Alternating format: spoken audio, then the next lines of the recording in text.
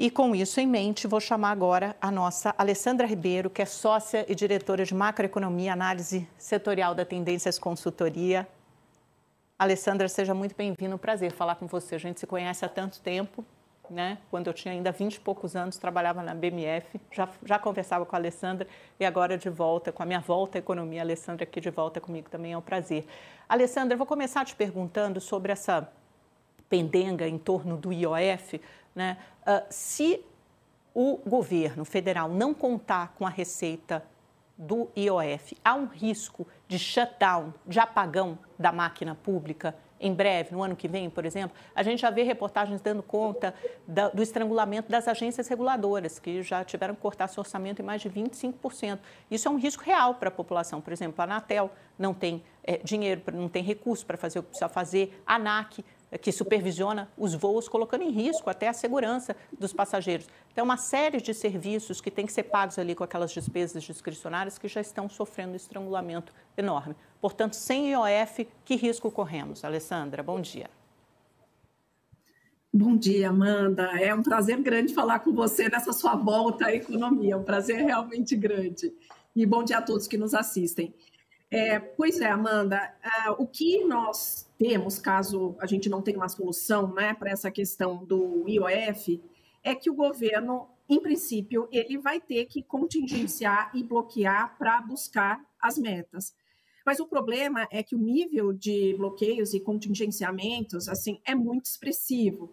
E aí cai realmente em despesas discricionárias e essas, como você bem colocou, despesas que, na verdade, hoje já estão bem limitadas e afetam, né, o funcionamento de vários órgãos públicos, mas com o risco de ser ainda mais expressivo em 2026. E o quadro dramático, sem sombra de dúvida, é 27. 27 já por vários estudos, inclusive de analistas relacionados ao Senado, evidenciam que as despesas discricionárias elas estarão praticamente ausentes em 2027. A gente não vai ter espaço para despesa discricionária em 2027 por causa do ritmo muito expressivo de crescimento das despesas obrigatórias. E aí isso significa um shutdown. Então, acho que o risco realmente grande do shutdown é em 2027, mas em 2026, caso não se tenha solução para se buscar a meta, a gente já vai ter uma limitação grande em 2026, com repercussões para os serviços públicos. Então, é uma situação muito delicada aí do ponto de vista das finanças públicas, né? A gente vê o governo sem espaço para manobra, ele claramente optou, né, por um modelo de aumento das despesas para ser financiado com o aumento da arrecadação, e agora a gente vê dificuldades grandes, né? O governo conseguiu até muitas coisas em 23 e 24, que tem ajudado muito a arrecadação, mas não o suficiente para financiar esse aumento dos gastos públicos.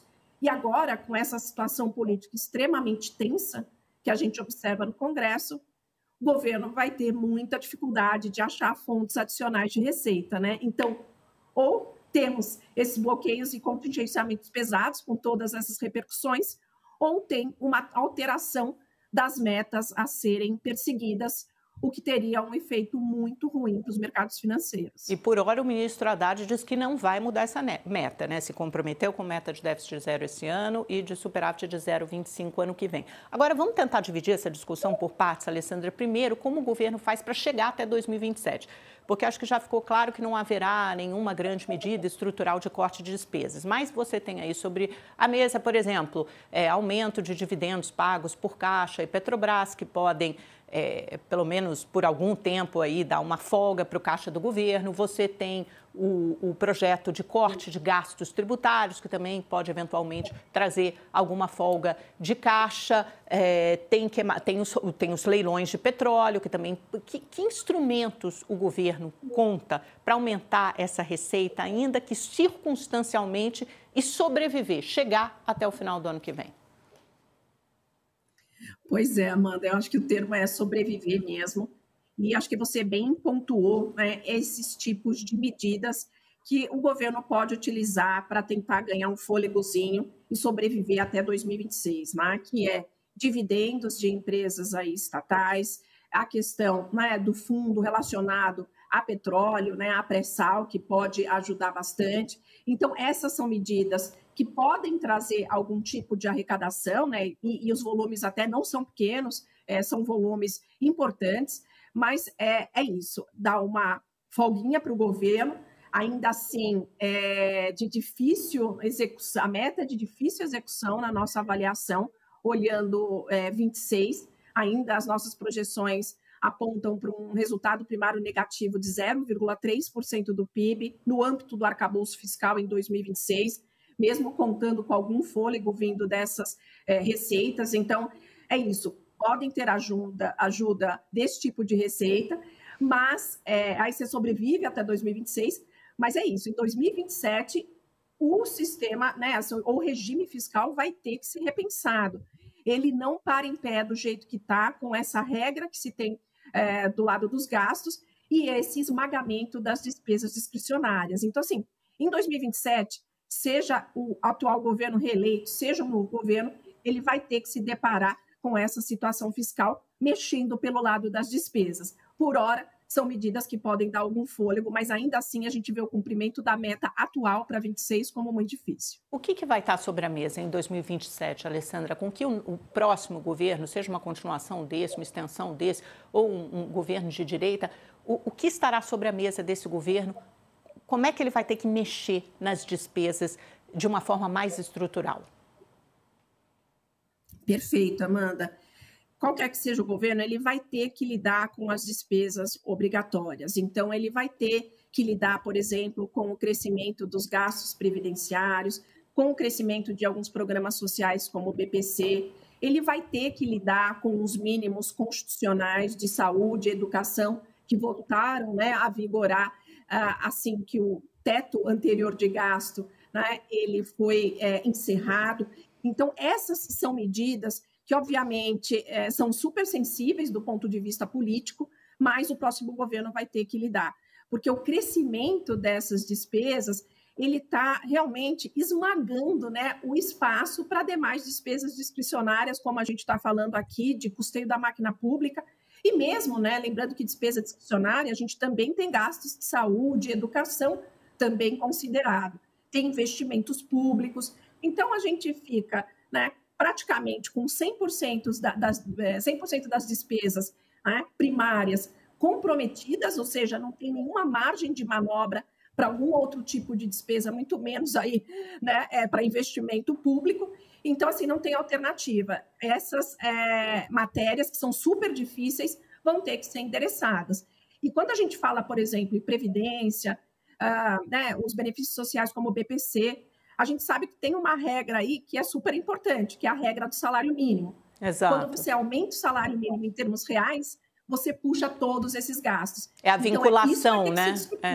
É a desvinculação que vai ter que ser discutido de alguns benefícios sociais em relação ao salário mínimo. Eles manteriam somente o aumento real, que é o reajuste pela inflação, mas sem esse ganho real de produtividade que é garantido por essa regra de alta do mínimo, né? Agora, Alessandra, eu quero te perguntar, tem uma reportagem baseada num estudo da Tendências Consultoria, hoje no jornal do Globo, e que eu acho que é interessante porque ela distribui a responsabilidade entre os diferentes atores políticos, Congresso e Executivo, e fala que medidas recentes adotadas pelo Legislativo são responsáveis por 100 bilhões de reais a mais de despesas só nesse ano. Ao que esse estudo se refere, e na sua avaliação, o Legislativo também tem sido crescentemente perdulário, porque é isso que o governo está acusando o Legislativo. E aí o Legislativo se rebelou e derrubou o aumento do IOF.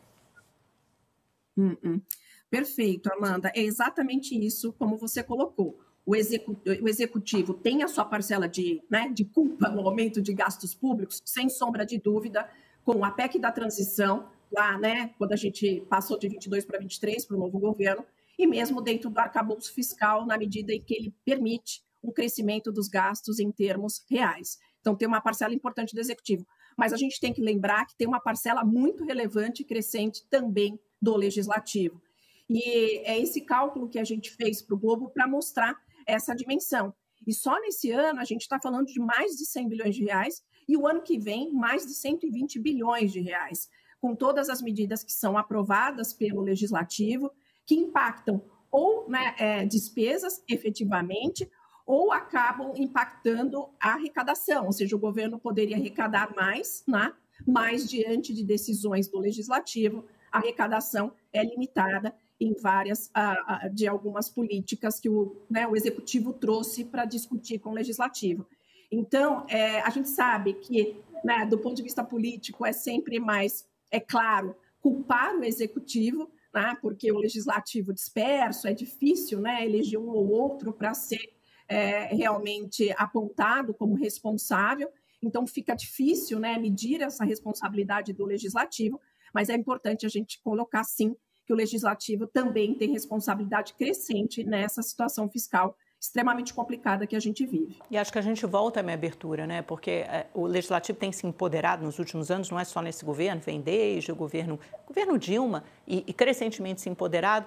Ele ficou com um naco do orçamento muito maior, né, sobre a sua discricionariedade, mas não aumentou a responsabilização do legislativo. E isso acho que é um tema assim, preponderante na discussão política dos próximos anos. Alessandra, muito rápido, 2 perguntas, 3 minutos para responder. Primeiro, esse discurso de justiça tributária do PT faz sentido? O rico, de fato, paga pouco imposto no Brasil e precisa ser mais taxado? Então, Amanda, acho que alguns pontos, a agenda do PT, a gente sabe que, obviamente, tem um mote político, mas acho que tem vários pontos, sim, que faz sentido essa discussão. Tanto do ponto de vista, quando a gente teve lá atrás, taxação de fundos offshore, mesmo, por exemplo, agora, né, essa discussão envolvendo o pagamento de imposto de renda sobre instrumentos financeiros, né? Então, tem sim, né, que ser estudado e verificado, porque o governo tem vários pontos, sim, que fazem sentido do ponto de vista de justiça tributária. Nem tudo exatamente, porque tudo às vezes é magnificado pelo discurso político, mas acho que tem vários pontos da agenda que faz todo sentido ser discutido. Tipo o quê? Isenção até R$5 mil, alguma coisa de taxação de investimentos financeiros como LCA, LCI, deixar de ser totalmente isento, mas ainda serão incentivados com uma taxa mínima de 5%. Isso faz sentido? Faz sentido, justamente, Amanda. Como a gente teve a discussão do offshore lá atrás, que fazia todo sentido, e faz sentido também a gente ter essa discussão agora sobre a taxação de instrumentos financeiros, como LCI, LCA, né, e esses outros instrumentos. Por que esses instrumentos não são taxados em detrimento de outros? Sendo que aqui, tudo bem, por mais que você inclua uma taxação, eles ainda continuam incentivados. É difícil justificar do ponto de vista econômico por que um segmento é completamente beneficiado em detrimento de todos os outros segmentos da economia. Então, é esse tipo de discussão, sim, que faz todo sentido.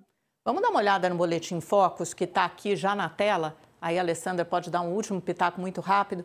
Olha aí, PIB se manteve estável em 2,21%, a expectativa, né, para o final do ano. IPCA caiu um pouco mais de 5,24 para 5,20. Em 2026 continua a mesma coisa, em 4,50, que é mais o horizonte relevante que o Banco Central está olhando. Câmbio igual em 5,70, quer dizer, caiu um pouquinho, 5,72 para 5,70, Selic em 15. Alessandra, então, só para a gente arrematar 2 frases muito rápidas. Quando é que o Banco Central deve começar a baixar juros? Qual a perspectiva da tendência sobre isso, sobre juros e atividade econômica? Então, Amanda, a nossa expectativa é que a Selic fique em 15% por um bom período de tempo. A gente tem o primeiro corte no primeiro trimestre de 2026 e ele corta pouco. A gente tem a Selic chegando em 13%. Em relação à atividade econômica, nós temos esperamos um processo mais claro de desaceleração agora a partir de meados do ano para frente, 2026. Então, a gente projeta um PIB de 2,2 esse ano e 1,6 no ano que vem.